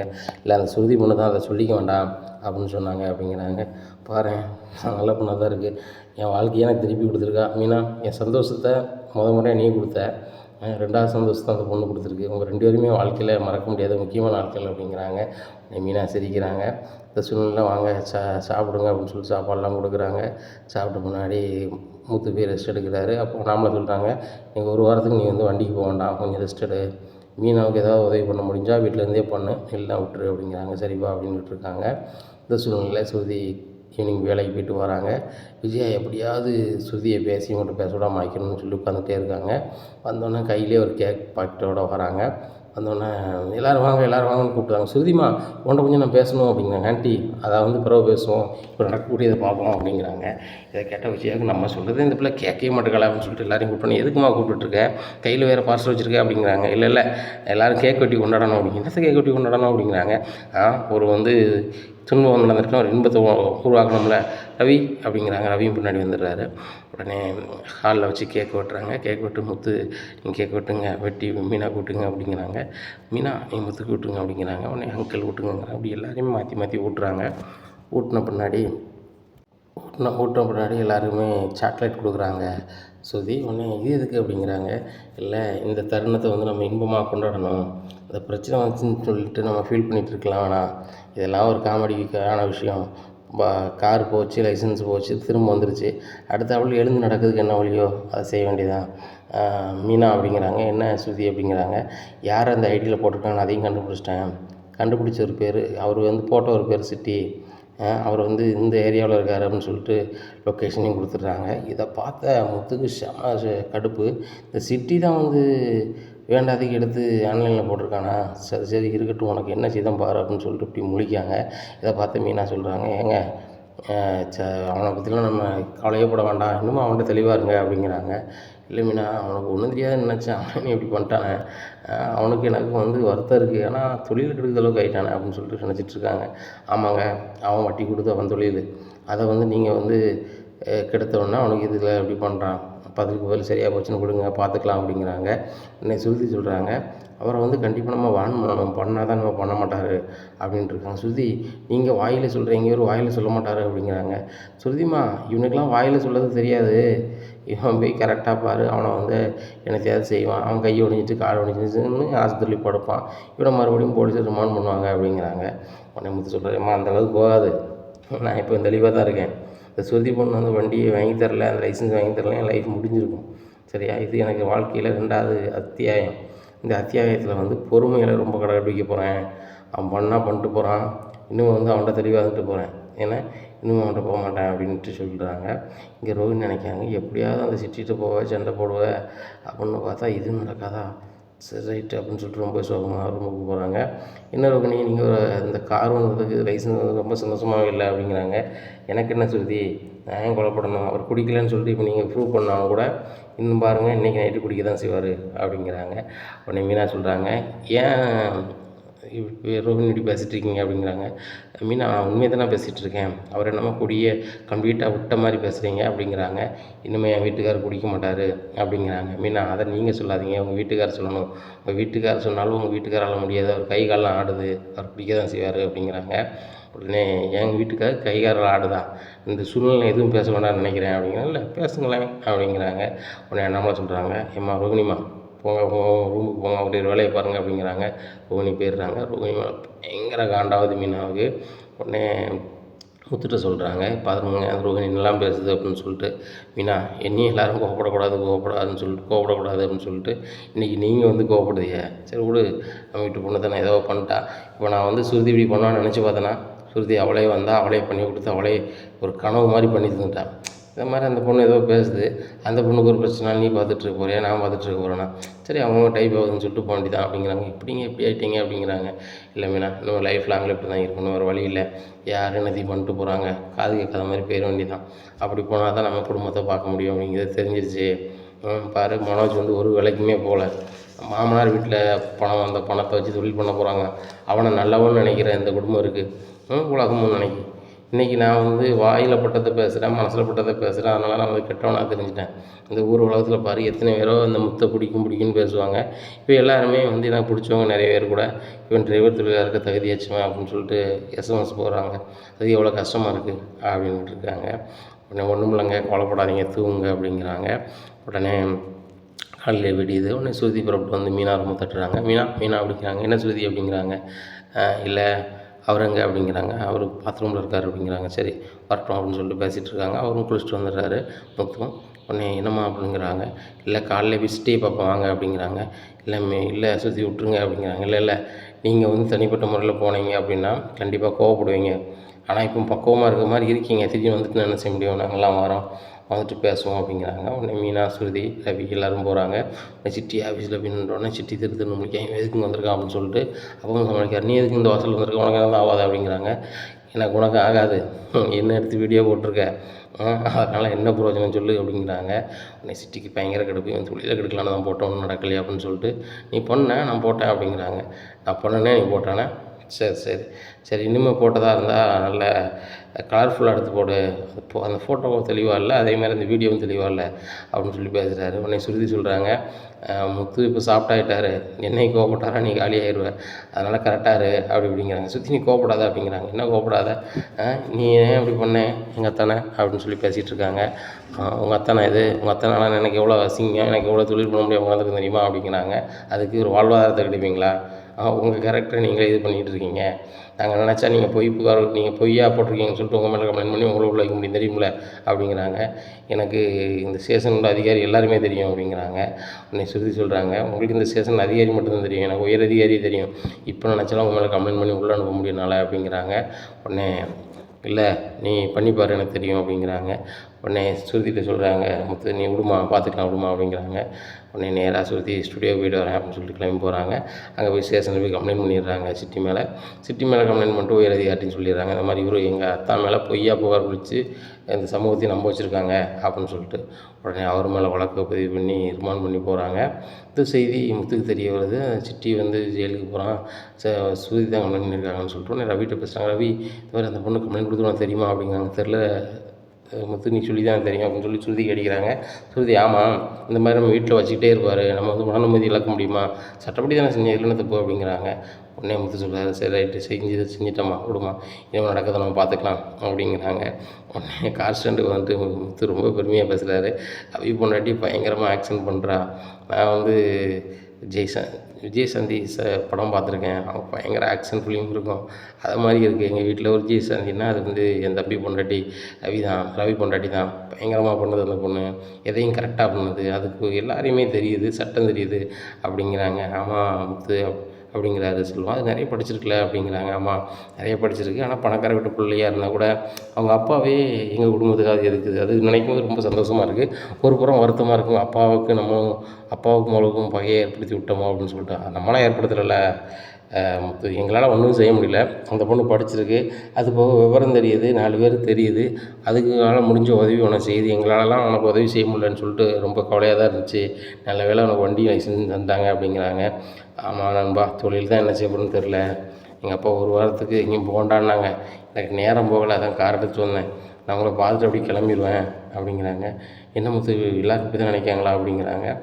எல்லோரும் அப்படி நினைக்காங்களா நினைக்கல, எனக்கு ஒரு மாதிரி இருக்குது, யார் முகத்துலையும் முடிக்கிறது கஷ்டமாக இருக்குது அப்படின்ட்டு இருக்காங்க. சரி குடும்பத்தை எல்லாம் மாறிடும் அப்படின்னு சொல்கிறாங்க. நேராக வீட்டுக்கு போகிறாங்க. உடனே ஸ்ருதி வந்து சிட்டி மேலே கம்ப்ளைண்ட் பண்ணி உள்ளே அனுப்பிட்டாங்கன்னு சொன்னேன். விஜயாவுக்கு பயங்கர கிடப்பு, அண்ணாமலை பயங்கர சந்தோஷம். ஸ்ருதி பொண்ணு நல்லா பண்ணியிருக்கேன், நல்லா செயல் பண்ணியிருக்கேன், சட்டப்படி பண்ணியிருக்கேன் அப்படின்னு சொல்லிட்டு அண்ணாமலை பேசிகிட்டு இருக்காங்க. உடனே எங்கே அந்த ஸ்ருதிக்கு எங்கே தேவையில்லாத வேலை, இந்த முத்துக்கும் மீனாவுக்கு எங்கே சப்போர்ட் பண்ணிகிட்டு இருக்காங்க அப்படிங்கிறாங்க. ஒரே வீட்டில் இருக்காங்க, அந்த பொண்ணு நம்மளை உறவாக நினைக்கி, முத்தை உறவாக நினைக்கி, மீனா உறவாக நினைக்கி, நம்ம வீட்டு பிள்ளை, நம்ம வீட்டில் ஒரு பிரச்சனைனா அது எதிர்கொள்ளுது, இதில் என்ன தப்பு அப்படிங்கிறாங்க. ஏங்க இதெல்லாம் தப்பு இல்லை, ஏங்க இவன் நாளைக்கு ஒருத்தன் சண்டை திட்டுப்பாங்க, ஒருத்தர் மேலே அந்த பிள்ளை கம்ப்ளைண்ட் பண்ணிகிட்டு இருக்குமா, நீங்கள் சொல்லக்கூடாதா அப்படிங்கிறாங்க. நீ தானே பணக்கார மருமோ தலையை தூக்கி வச்சு ஆடுவோம், நீ பேச வேண்டியதானே அப்படிங்கிறாங்க. நான் சொன்னேன் எங்கே கேட்கு அப்படிங்கிறாங்க. அந்த பொண்ணுக்கு சரின்னு எது படுதோ அதை செய்யும், எப்போ வாசுதேவன் மாதிரி கிடையாது, அது நல்ல பொண்ணு, ஃப்ரீயாக விடு அப்படிங்கிறாங்க. இதை சூழ்நிலை சுற்றி பரபரப்பாக வராங்க. முத்து மீனாவும் இருக்காங்க. முத்து மீனா அப்படின்னு சொல்லிட்டு போகிறாங்க. விஜயாவுக்கு பயங்கர கிடப்போகுது. அந்த பிள்ளை வந்து எல்லாமே அவங்களுக்கு சப்போர்ட் பண்ணிக்கிட்டு இருக்குது, அவங்களுக்கு ஆதரவாகவே செயல்பட்டுக்கிட்டு இருக்குது. இந்த மீனாவை முத்து ஏதோ அந்த பொண்ணை மாற்றி வச்சுருக்காங்க. ரவி நீ என்னென்னு கேளுடா அப்படிங்கிறாங்க. என்னம்மா கேட்குறது, அவள் கரெக்டாக தானம்மா பண்ணிகிட்ருக்கா, தப்பு செஞ்சவங்க மேலே கம்ப்ளைண்ட் கொடுத்துருக்கா, அதில் தப்பு என்ன இருக்குது அப்படிங்கிறாங்க. நீயும் பொண்டாட்டி சார்பாகவே பேசலை அப்படின்னுட்டு இருக்காங்க. நேராக சுற்றி போகிறாங்க. இந்த மாதிரி உங்களுக்கு கெட்ட பேர் ஆயிடுச்சுல நல்ல பேர் ஆக்கிடலாம் அப்படிங்கிறாங்க. எப்படிம்மா அப்படிங்கிறாங்க. மீனா அவரை வந்து மொட்டை மாடி கூப்பிட்டு வாங்க, அங்கே லைட்டு போட்டு விட்டுருவாங்க அப்படிங்கிறாங்க. லைட்டை போட்டு விட்றாங்க. விஜய் அங்கேருந்து அப்படியே எட்டி பார்க்குறாங்க. நான் அண்ணாமலையும் என்ன தான் செய்கிறாங்களேன்னு சொல்லிட்டு பார்க்குறாங்க. அப்போ இப்படி பேசுங்க அப்படிங்கிறாங்க. நாடகத்தில் எப்படி பேசுவாங்களோ அதே மாதிரி சொல்லிக் கொடுக்குறாங்க. இந்த மாதிரி நான் எடுக்கும்போது நீங்கள் என்ன தொழில் பண்ணுறீங்க, எவ்வளோ நாளாக பண்ணுறீங்க, தொழில் பண்ணும்போது என்னெல்லாம் செய்வீங்க, எதெல்லாம் செய்ய மாட்டீங்க, அதெல்லாம் சொல்லிடுங்க அப்படிங்கிறாங்க. அவர் முத்து சொல்கிறார், நான் சின்ன வயசுலேருந்தே 18 வயசுலேருந்தே நான் டிரைவராக தான் இருக்கேன். படிப்பு எனக்கு அந்தளவுக்கு கிடையாது, 10 தான் படிச்சிருக்கேன். எனக்கு எங்கள் அப்பா அம்மா தான் உயிர். அவங்க ஏதாவது வகையில் அவங்களுக்கு உதவியாக இருக்கணும்னு சொல்லி தான் நான் டிரைவர் தொழிலில் இது பண்ணேன். இன்றைக்கி வரைக்கும் டிரைவர் தொழில் தான் குடும்பத்தை பார்த்துட்ருக்கேன், வச்சிட்ருக்கேன். நான் மது பழக்கத்துக்கு பழக்கமானாலும் கூட வண்டி ஓட்டும் போதோ அதுபோக காலையிலேயே நான் அடிக்கிற பழக்கம் எனக்கு இல்லை. நான் அப்படி செய்கிற ஆளும் இல்லை. ஆனால் என்னை பிடிக்காத சிட்டிங்கிற நபர் எடுத்து போட்டிருக்காங்க. இது பொய்யான வீடியோ. அதுபோக அதை நிறைய பேர் ஷேர் பண்ணி லைக் பண்ணி நிறைய கருத்தை பதிவிட்டாங்க. அது என் மனசில் ரொம்ப காயத்தை ஏற்பட்டுச்சு. இப்போ எனக்கு ரொம்ப பரவாயில்லன்னு தான் சொல்லணும். ஏன்னா என் தம்பி பொண்டாட்டி எனக்கு அது ஒரு உதவி செஞ்சுச்சு அப்படிங்கிறாங்க. இதை கேட்ட ஸ்ருதி கட் பண்ணுறாங்க. இன்னும் ஏன் சொல்கிறாங்க அப்படிங்கிறாங்க. உள்ளதனமாக சொல்கிறேன், எனக்கு மறைக்க தெரியலம்மா அப்படிங்கிறாங்க. உடனே ரவி சொல்கிறாரு, சரி சொல்லு உள்ளதெல்லாம் சொல்கிறான் விடு அப்படிங்கிறாங்க. மறுபடியும் அதையும் வீடியோ எடுத்து போடுறாங்க. என்னை எல்லோரும் மன்னிச்சிருங்க.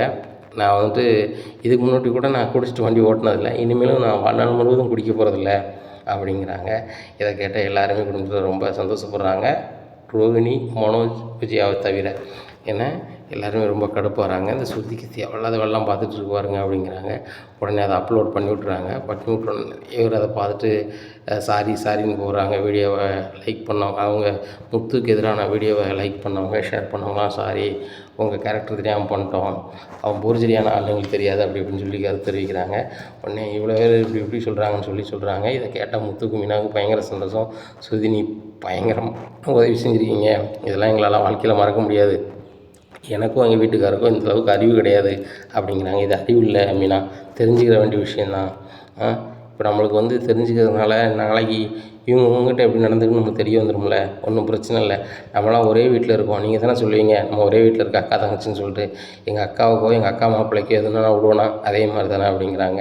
உடனே மீனா அழுதுகிட்டே கட்டி பிடிக்கிறாங்க. இதெல்லாம் பார்த்துட்டு விஜயாவுக்கு பயங்கர கடுப்பாகுது. அண்ணாமலைக்கு பயங்கர சந்தோஷம். முத்து இந்த குடும்பம் காலத்துக்கு கூட்டு குடும்பமாக இருக்குங்கிற நம்பிக்கை எனக்கு இருக்குது. எது எப்படி போனாலும் மீனாவும் சுற்றி இந்த குடும்பத்தை அணைச்சி கொண்டு போவாங்க, எனக்கு நம்பிக்கை இருக்குது அப்படிங்கிறாங்க. உடனே முத்து சொல்கிறார், ஆமாப்பா இந்த பொண்ணு நான் என்னென்னமோ நினச்சேன், பணக்கார வீட்டு பொண்ணு, நான் தம்பியை பிரித்து கூட்டி போயிடும், நம்ம வீட்டை கஷ்டப்படுத்திடுவோம்னு நினச்சேன். இன்றைக்கி பாருங்கள் அப்பாவை எதிர்த்தா கூட நியாயத்துக்கு பதில் நிற்கு அப்படிங்கிறாங்க. முத்து நம்ம வீட்டில் அது வந்த பிறகு நம்ம வீட்டு மாதிரி ஆயிடுச்சு அப்படிங்கிறாங்க. உடனே முத்து நேராக மனோஜை பார்க்குறாங்க. நீ என்ன பார்க்குற, நான் சரியில்லைனே நீ பார்க்குறியோ அப்படிங்கிறாங்க. நான் ஒன்றுமே சொல்லலப்பா அப்படிங்கிறாங்க. உடனே ரோகிணி சொல்கிறாங்க, குடு மனோஜ், இதெல்லாம் அவங்களுக்கு ஒரு விஷயந்தான், இன்னும் பல விஷயம் நடக்கும்போது நம்ம பார்த்துக்கலாம் அப்படிங்கிறாங்க. உடனே ரோகிணி அண்ணாமலை சொல்கிறாங்க, ஏம்மா ஒரு வீட்டில் ஒரு பிரச்சனை முடிஞ்சிட்டுனா அதை அப்படி சுமூகமாக பேசணும், என்ன அதை வளர்த்துக்கிட்டே இருக்கக்கூடாது. சரி வாங்க எல்லோரும் போய் சாப்பிடுவோம் அப்படின்னு சொல்லிட்டு எல்லோரும் போய் சாப்பிட்றாங்க. ஏன்னா பயங்கர தடபுடலாக சாப்பாடு ரெடி பண்ணி வச்சுருக்காங்க. இதை பார்த்து சொல்கிறாங்க, பயங்கரமாக இருக்குது, கூட்டு பொரியெல்லாம் பயங்கரமாக இருக்குது, எனக்கு இதெல்லாம் ரொம்ப பிடிக்கும், சைவத்துலேயே எனக்கு இதான் ரொம்ப பிடிக்கும் அப்படின்னு சொல்லி சாப்பிட்டுட்ருக்காங்க. ஆமாம் ஸ்ருதி, பாயசம் கூட இருக்குது, இன்றைக்கி சந்தோஷமான செய்தி நடந்துச்சுல, அதான் இதெல்லாம் ரெடி பண்ணியிருக்கேன் அப்படிங்கிறாங்க. உடனே விஜயா சொல்கிறாங்க, அப்போ நீ தினம் ரெடி பண்ண தான் செய்யணும், உன் புருஷன் தான் தினம் ஒரு பிரச்சனை ரெடி பண்ணுவானா அப்படிங்கிறாங்க. ஏம்மா இன்னுமே என்னை கொண்டு ஒரு பிரச்சனை வராது, அதுக்கு நான் பொறுப்பு, சரியா? இதுக்கு முன்னாடி இந்த முத்துனுடைய இது முடிஞ்சு போச்சு, இனிமேல் இருக்கிற முத்து வேறு அப்படிங்கிறாங்க. உடனே அண்ணாமலை சொல்கிறாங்க, அந்த மாதிரி நீ இருக்கணும்டா, அப்போ இருந்தால் அந்த ஊர் உலகம் ஒன்று மதிக்கும் அப்படிங்கிறாங்க. இல்லைப்பா இதுக்கு முன்னாடி எனக்கு தவறுன்னு பட்டுச்சுன்னா கேள்வி கேட்டுக்கிட்டு இருந்தேன், இப்போ தவறோ சரியோ என் வேலையை பார்த்துட்டு நான் போயிட்டுருக்க போகிறேன். மீனாவுக்கும் உங்களுக்கும் நான் யாருக்கும் கஷ்டத்தை கொடுக்க மாட்டேன்ப்பா. இந்த ஸ்ருதி பொண்ணு இவ்வளோ உதவி பண்ணியிருக்கு, நான் மறுபடியும் ஏதாவது ஒரு சின்ன தப்பு செஞ்சால் கூட அந்த பொண்ணுக்கு தான் அது இகழ்ச்சியாக இருக்கும், அது சரி இருக்காதுப்பா, நான் கரெக்டாக இருப்பேன் இனிமே அப்படிங்கிறாங்க. உடனே ஸ்ருதியை பார்த்து ரவி தேங்க்ஸ் அப்படிங்கிறாங்க. எனக்கு எதுக்கு தேங்க்ஸ் சொல்கிறேன் அப்படிங்கிறாங்க. இல்லை எங்கள் அண்ணா சந்தோஷமாக இருக்கா, எங்கள் அண்ணி சந்தோஷமாக இருக்காங்க, வீடு சந்தோஷமாக இருக்க நீ தானே காரணம் அப்படிங்கிறாங்க. டேய் ரவி, நீனும் இப்படி தான் பண்ணிகிட்ருப்பியா அப்படிங்கிறாங்க. என்னம்மா ஸ்ருதி கரெக்டாக தானே பண்ணிகிட்ருக்கா, முத்து இல்லை அவங்களாம் சந்தோஷமாக இருக்காங்க, அது போதாதா அப்படிங்கிறாங்க. எல்லோரும் சாப்பிட்றாங்க. சாப்பிட்டு ரூமுக்கு போகிறாங்க. ஸ்ருதி இப்படி பண்ணணும்னு நினச்சி கூட பார்க்கல அப்படிங்கிறாங்க. ஏன் இப்படி பண்ணணும்னு நினச்சி பார்க்கல, எல்லோரும் மாதிரி தான் பண்ணியிருக்கேன், அன்றைக்கி மீனாவும் முத்துவும் காப்பாற்றலன்னு நான் இருந்திருப்பேனா, இதை நான் செஞ்சுருக்க முடியுமா சொல்லு, அன்றைக்கி நீ ஒன்றுமே சொல்லலை அப்படிங்கிறாங்க. இல்லை அவங்க எங்கள் அண்ணன் எங்கள் அண்ணி உன்னை காப்பாற்றினாங்க, நீ காப்பாற்றின என்ன இருக்குது அப்படிங்கிறாங்க. உங்கள் அண்ணன் அண்ணி அவங்க காப்பாற்றுறதுக்கு உரிமை இருக்குது. எனக்கு தம்பி பொண்டாட்டியான நான் வந்து எங்கள் அத்தானையோ எங்கள் அக்கா முறை உள்ள மீனாவையோ அவங்க நலனை காக்கணும்னு எனக்கு அக்கறை இல்லையா அப்படிங்கிறாங்க. எனக்கு ரொம்ப சந்தோஷமாக இருக்குது ஸ்ருதி அப்படிங்கிறாங்க. சரி சந்தோஷமாக இருந்தால் சரி தான், சீக்கிரம் குழந்தைய ரெடி பண்ணுவோம் அப்படிங்கிறாங்க. ஸ்ருதி நீ இதில் விடவே மாட்டியா, சரி வா ரெடி பண்ணுவோம் அப்படின்னு சொல்லிட்டு அவங்க 2 பேருமே தூங்குறாங்க. இந்த சூழ்நிலையில் காலையில் விடியுது. விஜயாவுக்கு பயங்கர கடுப்பாக இருக்குது. இந்த ஸ்ருதியை கண்ட்ரோல் பண்ணவே முடியல, என்ன பண்ணலாம் அப்படின்னு சொல்லிட்டு யோசிச்சுட்ருக்காங்க. என்ன ஆண்டி ஸ்ருதியை வந்து என்ன செய்யலாம், ஸ்ருதியை எப்படி நீங்கள் கவர் பண்ணலாம்னு நினச்சிட்ருக்கீங்களா அப்படிங்கிறாங்க ரோகிணி. இன்னும் ரோகிணி நான் மனசில் நினைக்கிறத வர வர சொல்ல ஆரம்பிச்சிட்டேன் அப்படிங்கிறாங்க. இல்லை ஆண்டி எனக்கும் கடுப்பாக தான் இருக்குது, அந்த முத்து ஒன்றுமே படிக்கலை, யாருக்குனாலும் சண்டை போட்டுகிட்டே இருப்பார், இந்த ஸ்ருதி பொண்ணு வேறு அவங்களுக்கு ஹெல்ப் பண்ணிகிட்டே இருக்காங்க, இதை வந்து ஒரு சாதகமாக பயன்படுத்திட்டு அவர் ஒவ்வொரு நாளும் ஒவ்வொரு பிரச்சனை பண்ணுவார் அப்படிங்கிறாங்க. உடனே விஜயா சொல்கிறாங்க, ஆமாம்மா அதனால தான் அதை நினச்சிட்டு தான் நான் ஃபீல் பண்ணிகிட்டு இருக்கேன். இந்த ஸ்ருதி ரவியும் வந்து பேசாமல் போட்டோன்னு என்ன செய்யணும்னு தெரியல. முத்து மீனா கூட குழஞ்சிக்கிட்டே கிடக்காங்க. அந்த மீனா வந்து எப்படி கவர் பண்ணணுமோ அப்படி கவர் பண்ணி இந்த ஸ்ருதியை வச்சுருக்கா. ஸ்ருதிக்கு வேண்டியதெல்லாம் சமைச்சு கொடுத்து ஸ்ருதியை வந்து மீனா பேசி கேட்குற மாதிரி வச்சுருக்கா. நம்ம எப்படியாவது அவள் வந்து அவன்கிட்ட பேச விடாமல் ஆகணும், அதுக்கு நீ தான் ஒரு வழி பண்ணணும் அப்படிங்கிறாங்க. நான் என்ன ஆன்ட்டி பண்ணணும் அப்படிங்கிறாங்க. இல்லைம்மா நீ வந்து ஸ்ருதிக்கு என்னென்ன பிடிக்கும்னு தெரிஞ்சுக்கிட்டு அவளுக்கு பிடிச்சதை நீ கொஞ்ச நாளுக்கு நானும் ஹெல்ப் பண்ணுறேன், அது போக ஸ்ருதிட்டு ரொம்ப டீரானி பழகு அப்படிங்கிறாங்க. உடனே ரோகிணி சொல்கிறாங்க, எனக்கு சமைக்கலாம் தெரியாது ஆண்டி அப்படிங்கிறாங்க. நான் சொல்லித்தரேம்மா, நீ அப்படி அவளை கவர் பண்ணிடலாம் அப்படிங்கிறாங்க. உடனே ரோகிணி நினைக்கிறாங்க, ஆமாண்ணே நம்மளும் ஸ்ருதியை கவர் பண்ணால் நம்மளுக்கு வந்து தொழில் பண்ணதுக்கோ எதுக்கோ மனோஜ் தொழில் பண்ணும்போது கொஞ்சம் சப்போர்ட்டாக இருக்கும். ஆத்திர அவசரத்துக்கு பணம் தேவைன்னா கூட ஸ்ருதிகிட்ட சொல்லி வாங்கிக்கலாம், நம்ம எதுக்கு ஸ்ருதிகிட்ட இருந்து விலகி நிற்கணும், ஸ்ருதிகிட்ட நெருங்கியே போவோம் அப்படின்னு சொல்லிட்டு. ஸ்ருதி என்ன ஸ்டுடியோவுக்கு போகிறீங்க அப்படிங்கிறாங்க. ஆமாம் அப்படிங்கிறாங்க. சரி நானும் வரேன் அப்படின்னு சொல்லிட்டு சேர்ந்து போகிறாங்க. போகும்போதே ரோகிணி நினைக்கிறாங்க, தினம் அப்படி இவங்க கூட வந்து அப்படி நல்லா பழகிடணும் அப்படின்னு சொல்லிட்டு ஸ்ருதி கூட போயிட்டு இருக்கும்போதே, ஸ்ருதி இந்த ஹோட்டலில் நம்ம லைட்டாக ஏதாவது சாப்பிட்டு போவோமா அப்படிங்கிறாங்க. இப்போ தானே காலைல வீட்டில் சாப்பிட்டோம் அப்படிங்கிறாங்க. இல்லை லைட்டாக வயிறு பசிக்குமாரில் இருக்குல்ல வாங்க அப்படிங்கிறாங்க. இந்த ஹோட்டல் நல்லாவே இருக்காது அப்படிங்கிறாங்க ஸ்ருதி. எப்படி தெரியும் ஸ்ருதி அப்படிங்கிறாங்க. இதெல்லாம் நான் சாப்பிட்டு பார்த்துட்டேன், நல்ல ரெஸ்டாரண்ட்னா இதில் வந்து ரவி வேலை பார்க்காம அந்த ரெஸ்டாரண்ட் தான் நல்லாயிருக்கும், அதுக்கப்புறம் எங்கள் ஸ்டுடியோ பக்கத்தில் இருக்காங்க தான் போகணும் அப்படிங்கிறாங்க. சரி வாங்க அப்படின்னு சொல்லிட்டு ரவி ரெஸ்டாரண்ட்டில் போய் சாப்பிட்றாங்க. இவங்க 2 பேரையும் பார்த்து ரவிக்கு ரொம்ப சந்தோஷம். நான் காலையிலே வேலைக்கு வந்துட்டேன், நீங்கள் இங்கே ஹோட்டலுக்கு வந்திருக்கீங்கன்னா அண்ணி எதுவும் சமைக்கலையா அப்படிங்கிறாங்க. இல்லை அவங்க சமைச்சிட்டு தான் ரவி எனக்கு பிடிக்கல அப்படிங்கிறாங்க ரோகிணி. உடனே என்ன ரோகிணி சொல்கிறீங்க, நல்லா சாப்பிட்டீங்க, நான் தான் உங்களை பார்த்தேன் அப்படிங்கிறாங்க. இல்லை நான் நல்லா சாப்பிடல அப்படிங்கிறாங்க. சரி ரைட்டு என்னது வேணுமோ அப்படின்னு சாப்பிடுங்க அப்படின்னு சொல்லிட்டு ஆர்டர் பண்ணி சாப்பிட்றாங்க. சாப்பிட்டோன்னே பில்லு வந்து ஸ்ருதி கொடுக்க போகிறாங்க. இல்லை ஸ்ருதி நான் கொடுக்குறேன் அப்படிங்கிறாங்க. ஏன் ரோகிணி நீங்களே வந்துட்டு பார்லரில் தொழில் பண்ணிகிட்ருக்கீங்க, நீங்கள் இப்படி வந்து எனக்கு பில் கட்டினீங்க அப்படின்னா உங்களுக்கு எப்படி லாபம் வரும் அப்படிங்கிறாங்க. இல்லை ஸ்ருதி நான் சொந்தமாக தானே தொழில் பண்ணுறேன், எனக்கு லாபம் அதிகமாக தான் வரும் அப்படிங்கிறாங்க. அப்படியா எவ்வளோ வரும் அப்படின்னு கேட்குறாங்க. மாதத்துக்கு எனக்கு 1 லட்ச ரூபா கிடைக்கும் அப்படிங்கிறாங்க. நான் வேலை பார்க்குறேன், எனக்கே 1.5 லட்ச ரூபா தராங்க அப்படிங்க. 1.5 லட்ச ரூபா உங்களுக்கு தராங்களா அப்படிங்கிறாங்க. ஆமாம் ஸ்ருதி அந்த பணத்தெல்லாம் என்ன செய்வீங்க அப்படிங்கிறாங்க. என் அக்கௌண்ட்டில் இருக்கும், நான் என் அக்கௌண்ட்டில் தான் நல்லா இருக்கான்னு சொல்லிட்டு ரவி அக்கௌண்ட்டுக்கு அனுப்பிடுவேன் அப்படிங்கிறாங்க. நீங்களே வச்சுக்க வேண்டி தானே ஸ்ருதி, நீங்கள் எதுக்கு ரவிக்கு அனுப்புகிறீங்க அப்படிங்கிறாங்க. எல்லாமே என் ஹஸ்பண்டு தானே, என் அக்கௌண்ட்டில் இருந்தால் அவன் கேட்க மாட்டான், அவன் ரெஸ்டாரண்ட் ஏதாவது ஆரம்பிக்கணும் வைக்கணும்னா அவனே அந்த அமௌண்ட் வச்சு பண்ணிப்பான்ல, என்கிட்ட கேட்கணுன்னு அவசியம் இருக்காதுல்ல, இல்லை நான் ஸ்ருதிட்ட எப்படி கேட்குறதுன்னு சொல்லிட்டு கூட யோசனை பண்ணிகிட்டு இருப்பான்ல, அதனால தான் அப்படி அனுப்பிட்டேன். முதல்ல கூட சொன்னேன் எங்கள் அப்பாட்ட ஏதாவது பணம் வாங்கி தர ரெஸ்டாரண்ட் ஆரம்பின்னு சொல்லிட்டு, அவன் அதை கேட்குற மாதிரி இல்லை. அதுக்கப்புறம் தான் புரிஞ்சுக்கிட்டேன், தன்னோட உழைப்பில் தான் அவன் வைக்கணும்னு நினைக்கிறான். அது போக அதான் என் பணத்தை அப்படி அனுப்பிடுவேன், 1 ரூபா கூட வச்சுக்க மாட்டேன், ரவிக்கு அனுப்பிடுவேன் மாதம் அப்படிங்கிறாங்க. ஸ்ருதி அப்படி அனுப்பாதீங்க, நான் கூட எந்த பணத்தையும் நான் மன வச்சு கொடுக்குறதில்ல அப்படிங்கிறாங்க. தெரியும் ரோகிணி, அப்படி நீங்கள் கொடுத்துருந்தீங்க அப்படின்னா தான் அவர் பிஸ்னஸ் வந்து முன்னாடியே ஆரம்பிச்சிருப்பாரு அப்படிங்கிறாங்க. ரோகிணிக்கு ஒரு மாதிரி இருக்குது. உடனே சரி ரைட்டு ஸ்ருதி வேலைக்கு நேராகிடுச்சு கிளம்புமா அப்படின்னு சொல்லிட்டு கிளம்புறாங்க. அப்போ தான் நினைக்கிறாங்க, ஸ்ருதி அக்கௌண்ட்டில் ஒரு பணமும் இல்லையா, எல்லாம் ரவிக்கே போயிருமா, அப்போ நம்ம போட்ட பிளான் வந்து அப்போ வேஸ்ட்டு தானே, அந்த ஆண்டி சொல்கிற மாதிரி நம்ம சமைச்சு கொடுத்துட்டு இருந்தால் நமக்கு ஒன்றும் ஆக போகிறது இல்லை போலையே அப்படின்னு சொல்லிட்டு முடிக்காங்க. சரி இது என்ன இதோட கட் பண்ணிடுவோம் அப்படின்னு சொல்லிட்டு நேராக பார்லருக்கு போகிறாங்க. ஸ்ருதி அங்கே போயிட்டு வேலையை பார்க்க ஆரம்பிச்சிடுறாங்க. மீனா ரொம்ப சந்தோஷமாக பூ வியாபாரம் அங்கே பண்ணிகிட்ருக்காங்க. உடனே மீனாட்ட நிறைய பேர் சாரிங்கிறாங்க. இல்லை மீனா உன் வீட்டுக்காரனே தெரியாமல் நிறைய பேர் லைக் பண்ணி வீடியோலாம் இது பண்ணியிருக்காங்க, அதுக்கப்புறம் தான் தெரிஞ்சிருந்துச்சு உங்கள் வீட்டுக்காரர் மேலே எந்த தப்புமே இல்லைன்னு சொல்லிட்டு. ஆமாக்கா இது எல்லாமே நிரூபித்தது வந்து என்னுடைய வீட்டுக்காரோட தம்பி பொண்டாட்டி தான், அந்த சுருதின்னு அந்த பொண்ணு சூப்பர் பொண்ணு அப்படிங்கிறாங்க. ஆமாம் ஆமாம், நீ கூட கல்யாணம் முடிச்சு வச்சேன்னு சொல்லிட்டு ஒரு பிரச்சனை ஓடிச்சு அப்படிங்கிறாங்க. நான் முடிச்சு வைக்கலக்கா, அது வேறு மறுபடியும் பிரச்சனை ஏறாம நான் முடிச்சு வைக்கல, அவங்களா முடிச்சுக்கிட்டாங்கன்னா தச்செல்லாம் போனாங்க அப்படிங்கிறாங்க. ஆமாம் மீனா, ஆனால் வந்து ஊர் உலகம் அந்த நேரத்தில் அப்படி தானே பேசி இப்போ தானே தெரியுது, அந்த பிள்ளைகள் சொல்லி தானே தெரியுது. சரி ரொம்ப சந்தோஷம் அப்படிங்கிறாங்க. உடனே மீனா அம்மா ஃபோன் அடிக்கிறாங்க மீனாக்கு. மீனா நீ எங்கடி இருக்குது அப்படிங்கிறாங்க. ஏம்மா நடமாடும் பூ கூட வச்சு கொடுத்துருக்காருலாம்மா, நான் அதனால் அந்த பூவெல்லாம் கொடுத்துட்ருக்கேன் அப்படிங்கிறாங்க. ஒன்றுமில்ல, மாப்பிள்ளையை கூட்டிகிட்டு கோயிலுக்கு வா, மாப்பிள்ளை பேரில் ஒரு அர்ச்சனை பண்ணணும் அப்படிங்கிறாங்க. உடனே மீனா வந்து முத்துக்கு ஃபோன் அடிக்கிறாங்க. எங்கே இருக்கீங்க அப்படிங்கிறாங்க. மீனா நான் வீட்டில் தானே இருக்கேன் மீனா, என்னை தான் வீட்டில் இருக்க வச்சிட்டாங்களே அப்படிங்கிறாங்க. ஒன்றுமில்ல, நான் பைக்கில் வரேன் புறப்பட்டுருங்க அப்படிங்கிறாங்க. என்ன மீனா காரில் எங்கேயும் போகிறோமா அப்படிங்கிறாங்க. இல்லை என் பைக்கில் தான் போகிறோம் அப்படிங்கிறாங்க. உடனே மீனா பைக்கில் முத்து ஏறுறாரு. நேராக கோயிலுக்கு போகிறாங்க. கோயிலில் போனோன்னே என்ன மீனா அது வேண்டுதலா அப்படிங்கிறாங்க. ஏன் வேண்டுதல் இல்லைங்க, அம்மா ஏதோ வேண்டுதல் வச்சுருக்காங்க, உங்களுக்கு வந்து அர்ச்சனை பண்ணணுமா அப்படிங்கிறாங்க. எனக்கு எதுக்கு மீனா அப்படிங்கிறாங்க. இல்லை நீங்கள் தப்பே செய்யாத போது உங்களுக்கு ஏகப்பட்ட பிரச்சனை வருது, அதெல்லாம் நீங்கள் அதுக்கு ஏதாவது வழிபாடு பண்ணணுமா அப்படிங்கிறாங்க. சரி மீனா அப்படின்னு சொல்லிட்டாங்க. போய் முத்து பேரில் இது பண்ணுறாங்க. மாப்பிள்ளை உங்களுக்கு வந்த பிரச்சனை தலைக்கு வந்து தலப்பாவோட போயிடுச்சு, ஒன்றும் பிரச்சனை இல்லை அப்படிங்கிறாங்க. உடனே சீதா எதிர்பார்க்காங்க மாமா இதுக்கு ஏதாவது கவுண்டர் கொடுப்பாருன்னு சொல்லிட்டு. மாமா அமைதியாகவே இருக்கார் முத்து. இதை பார்த்தோன்னா இன்னும் மாமா இப்போ இருந்து வார்த்தையே வர மாட்டேங்குது அப்படிங்கிறாங்க. இல்லை சீதா, ஒரு வார்த்தை வராது, நான் ஏதாவது சொல்லப்போ அது வேறு மாதிரி ஆகுது, யார் எது சொன்னாலும் காது கேட்காத மாதிரி அமைதியாக இருந்துக்க வேண்டியதான் அப்படிங்கிறாங்க. மாமா நீங்கள் பயங்கரமாக தேறிட்டீங்க, அக்கா மாதிரியே ஆக போகிறீங்க அப்படிங்கிறாங்க. மீனாவோட இன்னும் அமைதியாகணும், மீனா வந்து டெரர் பார்ட்டி தான், நான் எதுவும் செய்யாதனாலும் அதை செய்வா அப்படிங்கிறாங்க. சும்மா இருங்க அப்படிங்கிறாங்க. உடனே என்கிட்ட மட்டும் நீங்கள் பேச குறைக்க மாட்டீங்களா அப்படிங்கிறாங்க. பொண்டாட்டிகிட்டே நான் பேசுகிறேன்னா என் வாழ்க்கை சுதந்திரமே போயிடும், என் உயிரே நீ தானே அப்படிங்கிறாங்க. உடனே மீனா சிரிக்கிறாங்க. மாப்பிள்ளை நீங்கள் 2 பேரும் இப்படி இருக்கும்போது பார்க்கும்போது ரொம்ப சந்தோஷமாக இருக்குது, சீக்கிரம் பேரனோ பேத்தியோ என் கையில் பெற்று கொடுங்க, ஏன்னா எனக்கு ரொம்ப சந்தோஷமாக இருக்கும் அப்படிங்கிறாங்க. உடனே மீனா சிரிக்கிறாங்க. உடனே முத்து சொல்கிறாங்க, சரித்த நான் வீட்டில் தானே இருக்கேன், ரெடி பண்ணிட்டு அப்படிங்கிறாங்க. ஏங்க உங்களுக்கு வெக்கமே இல்லையா அப்படிங்கிறாங்க. மீனா இதை கூட பேசக்கூடாதா, சரி நான் போய்ட்டு வரேன் சீதா போய்ட்டு வரேன் அப்படின்னு சொல்லிட்டு பைக்கில் கிளம்புறாங்க. ஏங்க எனக்கு இப்படி பேசுகிறீங்க அப்படிங்கிறாங்க. உங்கள் அம்மா தானே சொன்னாங்க சீக்கிரம் பேரங்க பேத்தியை பார்க்கணும் அப்படின்னு சொன்னாங்க, அதை ரெடி பண்ணுறாத்தான்னு சொன்னால் தப்பாம்மா, இதையும் பேசக்கூடாதா அப்படிங்கிறாங்க. உடனே மீனா சிரிக்கிறாங்க. நேராக வீட்டுக்கு போகிறாங்க. வீட்டுக்கு போனோன்னே மீனா சரிங்க நான் கிளம்புறேன் வியாபாரத்துக்கு அப்படிங்கிறாங்க. என்ன மீனா அம்மா சொன்னது மறந்துடுச்சா அப்படிங்க. என்ன சொன்னாங்க அப்படிங்கிறாங்க. இல்லை சீக்கிரம் பேரம்பேத்தியை பார்க்கணும் அப்படின்னு சொன்னாங்க. ஆமாம் பார்க்கணுன்னு சொன்னாங்க, அதுக்கு என்ன அப்படிங்கிறாங்க. இல்லை அது பார்க்கணுன்னா ரெடி பண்ணணும்ல, உன் பாட்டில் வேலைக்கு போய்ட்டுருக்கியே அப்படிங்கிறாங்க. ஏங்க என்னங்க அப்படிங்கிறாங்க. சரி சரி போய்ட்டு வா, நைட்டு பார்த்துக்கலாம் அப்படிங்கிறாங்க.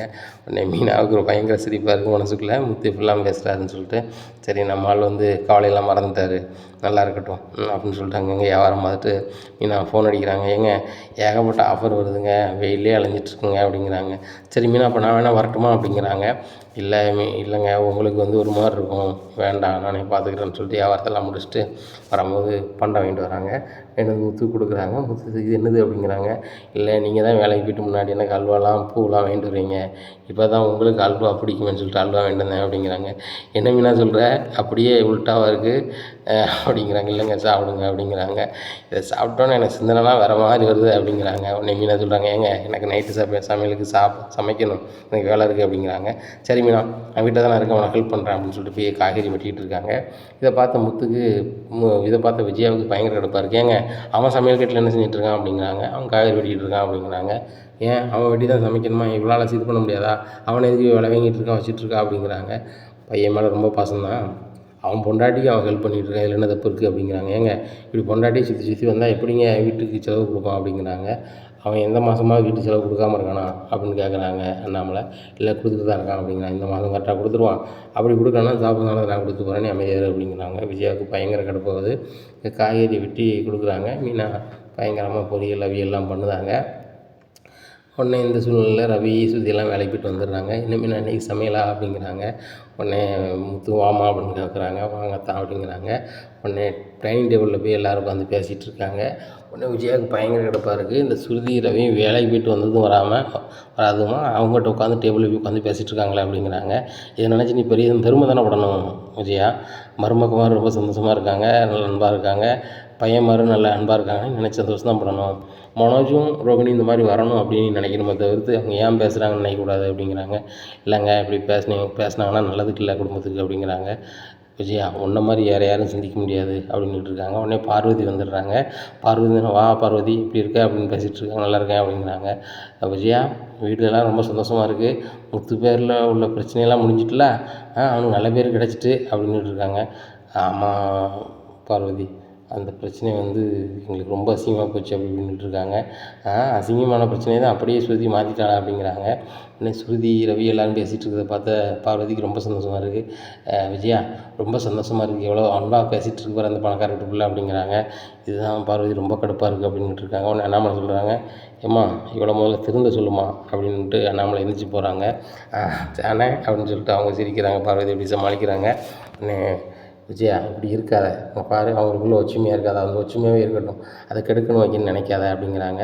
இல்லை பார்வதி, மீனாவும் முத்தியை பற்றி உங்களுக்கு தெரியாது, அவங்க வந்து கதை ஆகணும் அப்படின்னா காக்கா பிடிப்பாங்க, அதான் காக்கா பிடிச்சிட்ருக்காங்க சுருதி அப்படிங்கிறாங்க. நீ தான் அப்படி தப்பாக நினச்சிட்ருக்க விஜயா. முத்துக்கு மீனாவுக்கு அந்த விஷயம் தெரியவே தெரியாது, அவங்க வந்து எப்பவும் போல தான் பழகுறாங்க, அவங்க உண்மையான அன்பு வச்சுருக்காங்க அப்படிங்கிறாங்க. ஏன் அவங்களுக்கு உனக்கு எதுக்கும் செலவுக்கு தராங்களா, அவங்களுக்கு நீ சப்போர்ட் பண்ணிகிட்ருக்க அப்படிங்கிறாங்க. உடனே விஜயாட்ட சொல்கிறாங்க பார்வதி, எனக்கு தான் கடைசி காலத்தில் யாரும் என் பக்கத்தில் இல்லை, உனக்கு உன் பிள்ளை மருமக்கள் எல்லோரும் இருக்காவ, இதை அனுபவிக்க தெரில விஜயா, இதை நீ இழந்துட்டு ரொம்ப ஃபீல் பண்ணாத அப்படிங்கிறாங்க. நான் ஏன் ஃபீல் பண்ண போகிறேன், என் பையன் மனோஜ் இருக்கான், ரோகிணி இருக்கான், ஸ்ருதி இருக்கா, ரவி இருக்கா அப்படிங்கிறாங்க. முத்து இருக்கான், மீனாவும் இருக்கான், அவங்க 2 பேர் தான் உன்னை கடைசி காலத்தில் பார்ப்பாங்க, இதுதான் உண்மை அப்படிங்கிறாங்க. இதை கேட்ட விஜயா ரொம்பவே ஷாக் ஆகிறாங்க. இன்னும் முத்து மீனா தான் பார்க்க போகிறாங்களா, வேறு யாரும் பார்க்க மாட்டாங்களா அப்படிங்கிறாங்க. நீ எழுதி வச்சுக்க விஜயா, உன்னை நல்லா பார்க்குறது முத்து மீனா மட்டும்தான் பார்ப்பாங்க அப்படிங்கிறாங்க. இதை கேட்ட விஜயா ரொம்பவே ஷாக் ஆகிறாங்க. இனி என்ன நடக்கும் இந்த விஜயா வீட்டில் அப்படிங்கிறத பொறுத்து வந்து பார்க்கலாம். நம்ம சேனலை நீங்கள் மறக்காமல் லைக் அண்ட் சப்ஸ்கிரைப் பண்ணுங்கள். நன்றி, வணக்கம்.